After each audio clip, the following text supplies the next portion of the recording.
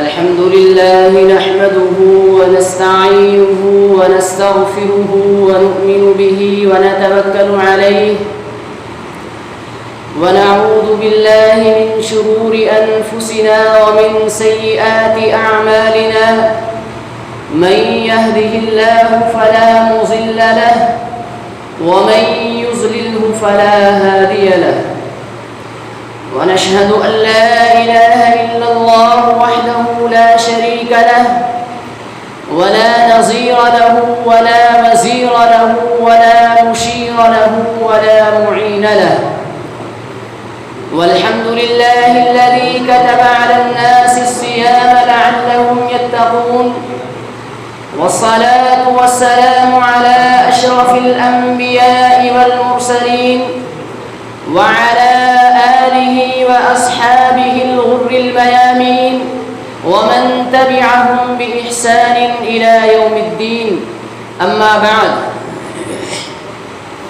قال الله تبارك وتعالى في كتابه الكريم أعوذ بالله من الشيطان الرجيم بسم الله الرحمن الرحيم يا أيها الذين آمنوا كتب عليكم الصيام كما كتب على الذين من قبلكم لعلكم تتقون أياما معدودات فمن كان منكم مريضا أو على سفر فعدة من أيام أخر وعلى الذين يطيقونه فدية طعام مسكين فمن تطوع خيرا فهو خير له وأن تصوموا خير لكم إن كنتم تعلمون شهر رمضان الذي أنزل فيه القرآن هدى للناس وبينات من الهدى والفرقان فمن شهد منكم الشهر فليصم وقال تعالى في مقام آخر أقم الصلاة لدلوك الشمس إلى غسق الليل وقرآن الفجر إن قرآن الفجر كان مشهودا وقال تعالى وأمر أهلك بالصلاة واصطبر عليها لا نسألك رزقا نحن نرزقك والعاقبة للتقوى صدق الله العظيم وقال النبي صلى الله تعالى عليه وسلم من أفطر في رمضان من غير رخصة رخصها الله لم يقض صيام الدهر وقال النبي صلى الله تعالى عليه وسلم من صام رمضان إيمانا واحتسابا غفر له ما تقدم من ذنبه وفي رواية ما تأخر وقال النبي صلى الله تعالى عليه وسلم كل عمل ابن آدم له إلا الصيام فإنه لي وأنا أجزي به وفي رواية أنا أجزى به وقال النبي صلى الله عليه وسلم من ترك الصلاة متعمدا فقد كفر وقال إن بين العبد وبين الكفر ترك الصلاة أو كما قال عليه الصلاة والسلام खेतियाँ सरसब्ज हैं तेरी ग़िज़ा के वास्ते खेतियाँ सरसब्ज हैं तेरी ग़िज़ा के वास्ते ये जहाँ तेरे लिए है और तू खुदा के वास्ते बहर शम्सों कमर हमा शुमा के वास्ते बहर शम्सों कमर हमा शुमा के वास्ते ये जहाँ तेरे लिए है तू खुदा के वास्ते फर्जंदान तौहीद अल्लाह रब्बे ज़ुल जलाल मालिके कायनात का बेपनाह मन्नत व एहसान है कि उसने हम तमाम को रमज़ान जैसा मुबारक मुक़द्दस बाअज़मत और अज़ीम महीना अता फ़रमाया है। आप सल्लल्लाहु अलैहि वसल्लम ने अहादीस मुबारका के अंदर इस महीने के बड़े बड़े फ़ज़ाइल बयान किए हैं, बेशुमार फ़ज़ाइल बयान किए हैं। रिवायात में आता है कि इसी महीने के अंदर कुरान करीम का नुज़ूल हुआ, इसी महीने के अंदर अल्लाह ताला ने हज़रत इब्राहीम अलैहिस्सलाम पर सहाइफ़ का नुज़ूल फरमाया, इसी महीने में اللہ تعالیٰ نے حضرت داؤد علیہ السلام کو زبور عطا کی، اسی مہینے میں اللہ تعالیٰ نے حضرت عیسیٰ علیہ السلام کو حکمتوں کا سرچشمہ عطا فرمایا، اسی مہینے میں حضرت عائشہ رضی اللہ تعالی عنہا کی وفات ہوئی، اور میرے بھائیوں اسی مہینے میں اللہ تعالیٰ نے مکے کے رہنے والے کو آپ صلی اللہ علیہ وسلم کو فتح مکہ سے نوازا، جس کے نتیجے میں پوری دنیا کے اندر اسلام کا پرچم لہرایا۔ فرزندان توحید، رب دو جہاں اپنے بندوں کو اپنی نعمتیں یاد دلا کر اپنی طرف متوجہ کرنا چاہتا ہے۔ اللہ تعالیٰ چاہتا ہے کہ بندہ اپنے مقصد پیدائشی کو پہچان لے، بندے کو یہ معلوم ہو جائے کہ اس کو دنیا کے اندر کس لیے بھیجا گیا ہے، اللہ تعالیٰ نے اس کو کس مقصد کے لیے پیدا کیا ہے، کیوں وہ اس دنیا کے اندر آیا ہے۔ فرمایا گیا ان الدنیا خلقت لکم وانکم خلقتم للآخرہ، کہ اے مومن دنیا کو تیرے لیے بنایا گیا ہے لیکن تجھے آخرت کے لیے بنایا گیا ہے۔ پتہ چلا کہ مومن جو ہے وہ دنیا کے لیے نہیں بلکہ دنیا مومن کے لیے ہے۔ میرے بھائیوں، جو حقیقی اور اصلی مومن ہے وہ دنیا سے بیزار رہتے ہیں۔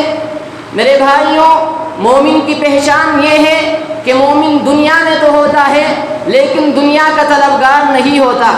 مومن کو چاہیے کہ وہ دنیا کی رنگینیوں سے بچتا رہے اور ایک اپنے اللہ کی طرف رجوع کرتا رہے، اور اس شعر کا مصداق بن جائے دنیا میں ہوں دنیا کا طلبگار نہیں ہوں، دنیا میں ہوں دنیا کا طلبگار نہیں ہوں، بازار سے گزرا ہوں خریدار نہیں ہوں۔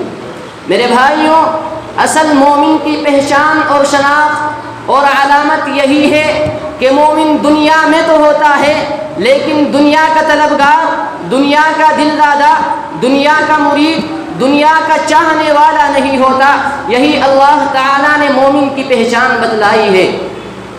بزرگوں اور عزیز ساتھیوں، بندگی یہ ہے کہ بندہ غلام اپنے آقا کی مرضی کے مطابق اپنی زندگی گزار رہا ہو، بندہ اپنی مرضی کو مولا کی مرضیات میں گم کر چکا ہو، بندہ ہر کام اپنے آقا کی مرضی کے مطابق لے کر چل رہا ہو، آقا جو کہے، حاکم جو کہے، مولا جو کہے اس پر ایک دم لبیک کہہ دے، جی حضور فرمائے، یہی بندے کی اور غلام کی پہچان ہے۔ اللہ تعالیٰ نے فرمایا وَمَا خَلَقْتُ الْجِنَّ وَالْإِنسَ إِلَّا لِيَعْبُدُونَ، کہ میں نے جنات اور انسان کو صرف اپنی عبادت کے لیے ہی پیدا کیا ہے۔ پتہ چلا کہ جو لوگ مزاروں پر جاتے ہیں، جو لوگ مزاروں پر جا کر ماتھے ٹیکتے ہیں، سر پیٹتے ہیں، وہ کھلم کھلا شرک پر اترے ہوئے ہیں، وہ شرک کر رہے ہیں، اور اللہ تعالیٰ نے فرمایا ان اللہ لا یغفر ان یشرک بہ ویغفر ما دون ذلک لمن یشاء ومن یشرک باللہ فقد ضل ضلالا بعیدا، کہ اللہ تعالیٰ مشرک کو ہرگز معاف نہیں کرے گا، اس کے علاوہ جس کو چاہے گا اللہ تعالیٰ معاف فرما دے گا، اور جو شرک کرتا ہے وہ بڑی دور کی گمراہی میں گرا ہوا ہے۔ میرے بھائیوں، بندگی یہی ہے کہ ہم اپنے آقا کے، اپنے مولا کے، اپنے حاکم کے مرضی کے مطابق اپنی زندگی کو لے کر چلیں۔ عزیزوں، یہ رمضان کا مہینہ چل رہا ہے، ایک سیزن چل رہا ہے، نیکیوں کا سیزن چل رہا ہے، موسم بہار چل رہا ہے۔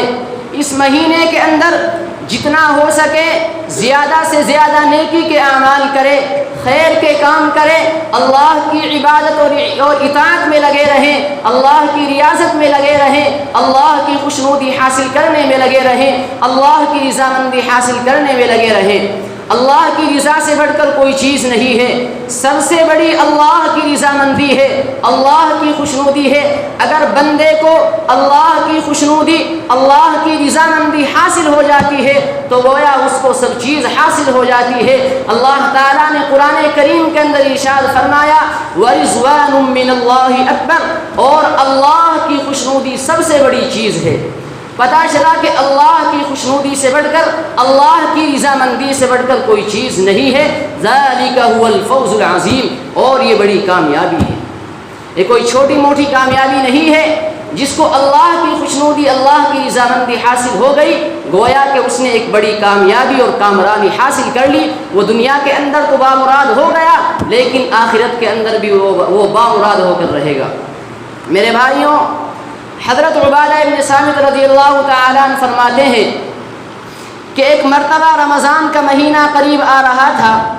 آپ صلی اللہ علیہ وسلم نے لوگوں سے کہا کہ لوگوں، رمضان کا مہینہ قریب آ چکا ہے، رمضان کا مہینہ قریب آئے ہوئے چاہتا ہے، اور اللہ تعالی اس مہینے کے اندر اپنے بندوں کی طرف خصوصی توجہ فرماتا ہے۔ اللہ تعالی اس مہینے کے اندر اپنے بندوں پر اپنی خصوصی رحمت کا نزول فرماتا ہے۔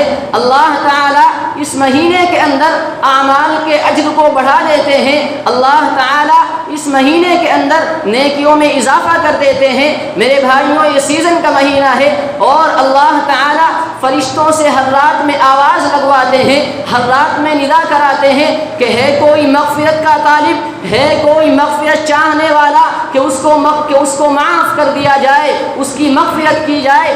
آگے اللہ تعالی فرشتوں کے ذریعے سے اعلان کراتا ہے کہ ہے کوئی روزی کا طالب، ہے کوئی رزق کا طلبگار، ہے کوئی روزی کا خواستگار کہ اس کو روزی دی جائے۔ غرضے کہ وہ ذات پاک اپنے بندوں کو معاف کرنے کے لیے بہانے پر بہانے تلاش کرتی ہے، یہاں تک کہ کتنے ہی لوگوں کو معاف کر دیا جاتا ہے۔ حضرت ابن عباس رضی اللہ تعالی عنہما فرماتے ہیں کہ آپ صلی اللہ علیہ وسلم کا ارشاد گرامی ہے کہ اللہ تعالی رمضان کے مہینے میں ہر دن افطار کے وقت 10 لاکھ لوگوں کو معاف کرتا ہے، 10 لاکھ لوگوں کو جہنم سے بری فرماتا ہے، 10 لاکھ لوگوں کو جہنم سے آزاد کرتا ہے۔ اور آگے فرمایا کہ رمضان کے آخری دن پورے رمضان میں معاف ہونے والوں کی بقدر اللہ تعالی جہنمیوں کو جہنم سے نجات عطا فرماتا ہے اور جنت میں داخلہ کرتا ہے۔ میرے بھائیوں، یہ سب رمضان کی برکات ہے، رمضان کے فضائل ہے، تو ہم پر یہ بات عائد ہوتی ہے، ہم پر لازم ہے کہ ہم اس مہینے کے ایک ایک لمحے کی، ایک ایک منٹ کی، ایک ایک سیکنڈ کی قدر کریں۔ آپ صلی اللہ علیہ وسلم نے فرمایا والذی نفسی بیدی لخلوف فم الصائم اطیب عند اللہ تعالی من ریح المسک، قسم ہے اس ذات پاک کی جس کے قبضے میں محمد صلی اللہ علیہ وسلم کی جان ہے، بلا شبہ یقیناً روزے دار کے منہ کی بدبو اللہ تعالیٰ کے نزدیک مشک و عنبر سے بھی زیادہ پسندیدہ ہے، مشک و عنبر سے بھی زیادہ بڑھ کر ہے۔ اللہ کے نزدیک مشک و عنبر کی کوئی اہمیت نہیں ہے، لیکن اللہ تعالیٰ کے نزدیک روزے دار کے منہ کی بدبو کی بہت اہمیت ہے۔ اللہ تعالیٰ نے حضرت موسیٰ علیہ السلام سے کہا اے موسیٰ، ہم تمہیں ایک کتاب دیں گے، پہلے تم ایک مہینے کے روزے رکھو، 30 دن کے روزے رکھو، جس کا ذکر قرآن یوں کرتا ہے وَوَاعَدْنَا مُوسَىٰ 30 لَيْلَةً، اور ہم نے موسیٰ علیہ السلام سے 30 راتوں کا وعدہ کیا۔ میرے بھائیوں، حضرت موسیٰ علیہ السلام نے ایک مہینہ مسلسل لگاتار روزے رکھے، 30 دن روزے رکھے۔ جب 30 دن ہو گئے، پورا ایک مہینہ گزر گیا، آخری دن تھا، تو حضرت موسیٰ علیہ السلام کے دل میں خیال آیا، حضرت موسیٰ علیہ السلام کے دل میں یہ بات آئی کہ آج مجھے اللہ رب ذوالجلال سے ہم کلام ہونا ہے، اللہ رب ذوالجلال مالک کائنات سے ملاقات کرنی ہے، لہذا 30 دن مجھے روزہ رکھتے ہوئے ہو گئے ہیں، اور اور میرے منہ کے اندر ایک عجیب سی بدبو پیدا ہو گئی ہے، تو میں چاہتا ہوں اس بدبو کو کسی طرح زائل کر دوں، اس بدبو کو کسی طرح ختم کر دوں۔ چنانچہ روایات میں آتا ہے کہ حضرت موسیٰ علیہ السلام نے ایک قسم کا گھاس لیا اور اس گھاس کے ذریعے اپنے منہ کی بدبو کو صاف کر دیا۔ اس موقع سے مجھے ایک واقعہ یاد آیا۔ معروف عالم دین حضرت علامہ امام غزالی رحمۃ اللہ علیہ ایک مرتبہ ملاقات کے لیے اپنے دوست کے یہاں تشریف لے گئے۔ جب دروازے پر پہنچے تو اندر سے زور زور سے دوست کے بولنے کی آواز آ رہی تھی۔ وہ کہہ رہا تھا کہ میرا فنا گھوڑا کہاں ہے، میرا قیمتی جوڑا کہاں ہے، میری تلوار کہاں ہے، میرا قیمتی گھوڑا تیار کرو۔ حضرت امام غزالی رحمۃ اللہ علیہ جب دروازے پر پہنچی، دستک دی تو سلام کے بعد فرمایا، ارے دوست کیا ہو گیا؟ آج تو تمام گھر والوں کو پریشان کیے ہوئے ہے، آخر وہ تیرا قیمتی گھوڑا اور وہ بہت عمدہ جوڑا، آخر آج ان سب چیزوں کی ضرورت کیوں پیش آ گئی؟ وہ کہنے لگا کہ حضرت مجھے دربار خلافت میں جانا ہے، میرے پاس دربار خلافت سے پیغام آیا ہے، مجھے دربار خلافت میں مدعو کیا گیا ہے، میرے پاس بادشاہ کی جانب سے پیغام آیا ہے، مجھے وہاں تشریف لے جانا ہے۔ اس لیے میں چاہتا ہوں کہ جب میں دربار خلافت میں پہنچوں، جب میں دربار خلافت میں جاؤں تو میں اعلیٰ قسم کے لباس سے مزین ہو کر جاؤں، تاکہ جب میں وہاں پہنچوں تو میرا ایک خاص مقام ہو، ایک اعلیٰ درجہ ہو، ایک اعلیٰ مرتبہ ہو۔ حضرت بڑے ہی اللہ والے تھے، اللہ کے ولی تھے۔ حضرت کی نظر ہر وقت آخرت پر رہتی تھی، حضرت کو ہر وقت آخرت کی فکر لاحق رہتی تھی۔ حضرت نے کہا کہ بھائی یہ بات تو ٹھیک ہے کہ تمہارے پاس دربار خلافت سے پیغام آیا ہے، اس لیے تم شاہانہ لباس میں وہاں جانے کی تیاری کر رہے ہو، لیکن کیا تم نے کبھی یہ بھی سوچا ہے کہ جب تمہارے پاس خلیفہ وقت کے مالک شہنشاہ دو جہاں اور احکم الحاکمین کا دعوت نامہ آئے گا، احکم الحاکمین کا پیغام آئے گا، تو اس وقت کیا ہوگا؟ تم نے وہاں جانے کے لیے کیا تیاری کی ہے؟ میرے بھائی، جب اللہ کا فرشتہ ملک الموت دعوت نامہ لے کر آئے گا تو پھر ایک منٹ کی بھی مہلت نہیں مل سکے گی، ایک سیکنڈ کی بھی مہلت نہیں مل سکے گی۔ اگر مہلت لینا چاہو گے تو چاہ کر بھی مہلت نہیں مل سکتی۔ اللہ تعالیٰ نے فرما دیا، اذا جاء اجلهم لا يستأخرون ساعة ولا يستقدمون۔ جب ان کا متعینہ وقت آ جائے گا تو پھر ایک منٹ نہ آگے ہو سکتا ہے اور نہ ایک منٹ پیچھے ہو سکتا ہے۔ حضرت نے کہا کہ تم نے وہاں جانے کی کیا تیاری کی ہے؟ یقیناً وہ دعوت نامہ ایک بہت بڑے دربار میں حاضری کا دعوت نامہ ہوگا، یعنی رب کریم کے حضور پیش ہونا ہے، رب عالی کے دربار میں جانا ہے، حاضری دینی ہے، حساب دینا ہے۔ تم نے وہاں جانے کی کیا تیاری کی ہے؟ اللہ تعالیٰ نے فرمایا، یا ایھا الذین آمنوا اتقوا اللہ ولتنظر نفس ما قدمت لغد۔ اے ایمان والو، اللہ سے ڈرو، تقوی اختیار کرو اور غور کر لو، سوچ لو، غور و فکر کر لو کہ تم نے آئندہ آنے والے کل کے لیے کیا تیاری کی ہے، تم نے آئندہ آنے والے کل کے لیے آگے کیا بھیجا ہے۔ میرے بھائیوں، آیت کے اندر اللہ تعالیٰ نے فرمایا، یا ایھا الذین آمنوا، اے ایمان والو، اے ایمان والو، اے ایمان والو۔ اس آیت کے اندر اللہ تعالیٰ نے ایمان والوں کو، مؤمنین کو، امت محمدیہ کو بغیر کسی واسطے کے خطاب فرمایا ہے، بلا کسی واسطے کے خطاب فرمایا ہے، اور صرف ایک ہی جگہ نہیں بلکہ قرآن کریم میں اللہ تعالیٰ نے متعدد مقامات پر امت محمدیہ کو فرمایا ہے، یا ایھا الذین آمنوا، یا ایھا الذین آمنوا۔ اللہ تعالیٰ پہلی امتوں سے بھی مخاطب ہوئے ہیں، پہلی امتوں کو بھی خطاب فرمایا ہے، لیکن اللہ تعالیٰ پہلی امتوں سے بغیر کسی واسطے کے مخاطب نہیں ہوئے ہیں، بلا کسی واسطے کے مخاطب نہیں ہوئے ہیں، بلکہ اللہ تعالیٰ پہلی امتوں سے جو مخاطب ہوئے ہیں انبیاء علیہم السلام کے واسطے سے مخاطب ہوئے ہیں۔ لیکن اس امت کا یہ اعزاز ہے، یہ شرف ہے، اس امت محمدیہ کو یہ شرف حاصل ہے کہ اللہ تعالیٰ امت محمدیہ سے بغیر کسی واسطے کے مخاطب ہوئے ہیں۔ خیر، میں عرض کر رہا تھا کہ حضرت موسیٰ علیہ السلام نے ایک قسم کا گھاس لیا اور اس گھاس کے ذریعے حضرت موسیٰ علیہ السلام نے منہ کی بدبو کو زائل کر دیا، ختم کر دیا۔ فوراً غیب سے آواز آئی، اے موسیٰ یہ تم نے کیا کیا؟ تم نے منہ کی بدبو کو کیوں زائل کر دیا؟ اے موسیٰ کیا تمہیں معلوم نہیں ہے کہ اللہ کے نزدیک، میرے نزدیک روزے دار کے منہ کی بدبو مشک و عنبر سے بھی زیادہ پسندیدہ ہے۔ یہ بدبو تم نے کیوں ختم کی؟ اس بدبو کو تم نے کیوں ختم کر ڈالا، کیوں زائل کر ڈالا؟ لہٰذا اب اس کا بھگتان یہ ہے، اب اس کی سزا یہ ہے کہ تم مزید 10 دن کے روزے رکھو اور وہ بدبو پیدا کرو۔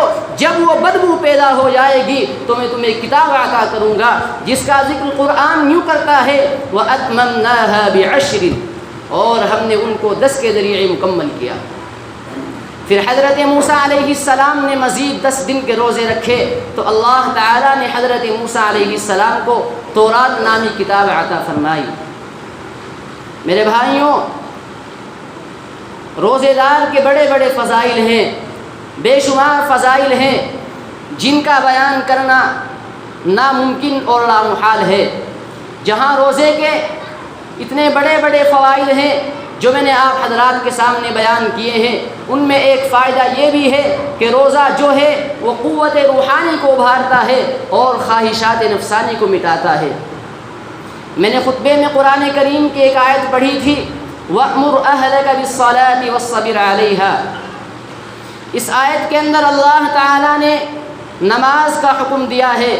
آج امت مسلمہ نماز سے بہت دور جا چکی ہے، نماز کا خیال دل میں نہیں ہے۔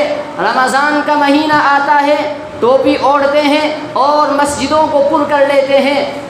10 دن گزرتے ہیں تو پھر سے مسجدیں خالی نظر آنے لگ جاتی ہیں، مسجدیں ویران نظر آنے لگتی ہیں۔ پھر جب رمضان کا آخری آتا ہے، رمضان کا آخر ہوتا ہے تو پھر سے مسجدیں پر ہو جاتی ہیں، اور جب عید ہوتی ہے تو پھر سے وہی حال ہوتا ہے، مسجدیں خالی ہو جاتی ہیں، مسجدیں سنسان ہو جاتی ہیں، مسجدیں ویران ہو جاتی ہیں۔ میرے بھائیوں، آپ صلی اللہ علیہ وسلم نے فرمایا من ترک الصلاة متعمدا فقد کفر، کہ جس نے جان بوجھ کر نماز چھوڑی، نماز ترک کی تو اس نے کفر کیا۔ ایک دوسری حدیث میں ہے ان بین العبد و بین الکفر ترک الصلاة، کہ بندے اور کفر کے درمیان صرف نماز کا فرق ہے۔ یعنی اگر کوئی بندہ جان بوجھ کر نماز چھوڑ دے، جان بوجھ کر نماز کو ترک کر دیتا ہے تو گویا وہ کفر کا ارتکاب کرتا ہے۔ اسی طریقے سے آپ صلی اللہ علیہ وسلم نے فرمایا لا دین لمن لا صلاة له انها موضع الدین کموضع الرأس، کہ اس شخص کی نماز نہیں، اس شخص کا دین نہیں جس کی نماز نہیں، اس لیے کہ نماز کا مقام دین میں ایسا ہے جیسا کہ سر کا مقام بدن میں ہے۔ یعنی کہ زندگی کے لیے، حیات کے لیے نماز کی ادائیگی اور نماز کی پابندی کرنا ضروری ہے۔ نماز کے بغیر چارہ کار نہیں ہے۔ اگر ہم نماز نہیں پڑھتے ہیں تو ہم ظاہر میں تو مسلمان ہوتے ہیں، لیکن ہمارا ضمیر مسلمان کہلانے کے قابل نہیں ہے۔ میرے بھائیوں، نماز دین کی کسوٹی ہے۔ یہ کسوٹی جس کو نبی آخر الزماں شہنشاہ دو عالم صلی اللہ علیہ وسلم آسمان سے جا کر لائے ہیں۔ نماز یہ چیز ہے جو فرق کرتی ہے کون متقی ہے، کون شقی ہے، کون بدبخت ہے۔ میرے بھائیوں، جو نماز پڑھتا ہے وہ ولی بھی بن سکتا ہے، قطب بھی بن سکتا ہے، پیر بھی بن سکتا ہے، ابدال بھی بن سکتا ہے۔ مسلمانوں، میرے نبی علیہ السلام کا فرمان عالی شان ہے کہ جب بچہ اولاد کی تربیت کرنے والوں میرے نبی علیہ السلام کا فرمان سنتے جاؤ۔ آپ صلی اللہ علیہ وسلم نے فرمایا کہ جب بچہ 7 سال کا ہو جائے تو اس کو نماز کا حکم دو، اور جب بچہ 10 سال کا ہو جائے تو نماز چھوڑنے کی صورت میں، ترک صلاۃ کی صورت میں اس کی پٹائی کی جائے۔ آج حالات کیا ہیں؟ آج حالات یہ ہیں کہ پہلے تو بچے کو پیار پیار میں بگاڑ دیتے ہیں، بعد میں شکوے شکایات کرتے پھرتے ہیں کہ حضرت میرا بچہ نمازی نہیں ہے، میرا بچہ نافرمان ہے، میرا بچہ فرما بردار نہیں ہے، میرا بچہ تابع دار نہیں ہے۔ میرے بھائیوں، اپنے اپنے بچوں کی تربیت اچھی کرو، کل یہی تمہاری زندگی کا سکون کا سامان بنیں گے۔ میرے بھائیوں، اپنے متعلقین کو نماز کی طرف بلاؤ، نماز چھوڑنا بہت بڑا گناہ ہے۔ حضرت موسیٰ علیہ السلام کے پاس ایک عورت آئی، وہ کہنے لگی اے اللہ کے نبی، یا نبی اللہ، اے حضرت موسیٰ علیہ السلام، مجھ سے زبردست گناہ ہو گیا ہے۔ حضرت موسیٰ علیہ السلام نے کہا اے اللہ کی بندی، تجھ سے کیا گناہ ہو گیا؟ اس نے پھر کہا یا نبی اللہ، اے اللہ کے نبی، اے حضرت موسیٰ علیہ السلام، مجھ سے ایک زبردست گناہ کا صدور ہو گیا ہے، ایک عظیم گناہ ہو گیا ہے، آپ اللہ سے میرے لیے دعا فرما دیں کہ اللہ مجھے معاف کر دے۔ حضرت موسیٰ علیہ السلام نے کہا اے اللہ کی بندی، تو بتا تو ذرا کہ تو نے کیا گناہ کیا، تجھ سے کیا گناہ کا صدور ہوا؟ اس عورت نے کہا یا نبی اللہ، اے اللہ کے نبی، مجھ سے زنا کا صدور ہو گیا تھا اور پھر اس کے عوض ایک بچہ پیدا ہوا، میں نے اس کو قتل کر ڈالا۔ جب اس عورت نے یہ بات کہی تو حضرت موسیٰ علیہ السلام غصے میں آ گئے، جلال میں آ گئے اور ڈانٹ کر اس عورت سے کہا کہ یہاں سے چلی جا، یہاں سے دفع ہو جا، اور لوگوں سے کہا کہ لوگوں جلدی کرو، اس عورت کو یہاں سے نکال دو، کہیں اس کے گناہ کی وجہ سے ہم تمام کے اوپر عذاب کا نزول نہ ہو جائے۔ ادھر وہ آسمان و زمینوں کا مالک، خالق، شہنشاہ دو جہاں سب کچھ دیکھ رہا تھا، سب کچھ سن رہا تھا، پورا قصہ دیکھ رہا تھا، پورا ماجرا دیکھ رہا تھا۔ فوراً اللہ کی رحمت جوش میں آتی ہے، اللہ نے کہا اے جبرائیل علیہ السلام جلدی جاؤ اور حضرت موسیٰ علیہ السلام سے جا کر کہو اے موسیٰ علیہ السلام، یہ تم نے کیا کیا؟ تم نے ہماری اس گناہ گار بندی کو کیسے واپس کر دیا؟ کیا اس کے لیے کوئی راستہ نہیں ہے؟ ذرا حضرت موسیٰ علیہ السلام سے جا کر پوچھو۔ حضرت جبرائیل علیہ السلام تشریف لائے اور حضرت موسیٰ علیہ السلام سے آ کر پوچھتے ہیں اے اللہ کے نبی، کیا آپ کو معلوم نہیں ہے کہ زانی اور قاتل سے بڑا گناہ گار جان بوجھ کر نماز چھوڑنے والا ہے؟ میرے بھائیوں، اندازہ کرو کتنا بڑا گناہ ہوگا نماز کے ترک کا، نماز چھوڑنے کا۔ آپ صلی اللہ علیہ وسلم نے فرمایا لا سہم فی الاسلام لمن لا صلاۃ لہ، کہ اس شخص کا دین میں کوئی حصہ نہیں جس کی نماز نہیں۔ جو نماز نہیں پڑھتا وہ دیندار نہیں ہے، اس کا دین میں کوئی حصہ نہیں ہے۔ میرے بھائیوں، صحابہ کی تاریخ کو اٹھا کر دیکھو، سلف صالحین کی تاریخ کو اٹھا کر دیکھو، تابعین کی تاریخ کو اٹھا کر دیکھو، تمہیں نماز پڑھنے والے تو ملیں گے لیکن نماز چھوڑنے والا کوئی نہ ملے گا۔ عزیزوں، نماز چھوڑنا بڑا گناہ ہے، بہت بڑا گناہ ہے۔ نماز کی پابندی کرو، صرف اس مہینے ہی نہیں بلکہ پورے سال، پوری زندگی نماز کی پابندی کرو، نماز کے قدغن بن کے رہو، نماز کے بغیر چارہ کار نہیں ہے۔ اس مہینے کے اندر ایسی عبادت کرو، ایسا اللہ کی طرف رجوع کرو، ایسی اللہ تعالیٰ سے لو لگاؤ، اس مہینے کے اندر ایسی عبادت کرو، ایسی عبادت کرو، ایسی دل و جان سے عبادت کرو کہ اس کا اثر پورے سال نظر آنا چاہیے، پورے سال تک اس کا اثر باقی رہے۔ یہ نہیں کہ رمضان کے مہینے میں عبادت کی اور رمضان کے آخر تک اس کا اثر نظر آئے، یہ نہیں ہونا چاہیے، بلکہ پورے سال اس عبادت کا اثر نظر آنا چاہیے۔ اللہ تعالیٰ سے دعا ہے کہ اللہ تعالیٰ ہم تمام کو نمازی بنائے اور کہنے سننے سے زیادہ عمل کرنے کی توفیق نصیب فرمائے۔ وما علینا الا البلاغ، جو حضرات سنتوں سے فارغ نہیں ہوئے ہیں وہ سنتوں سے فارغ ہو جائیں۔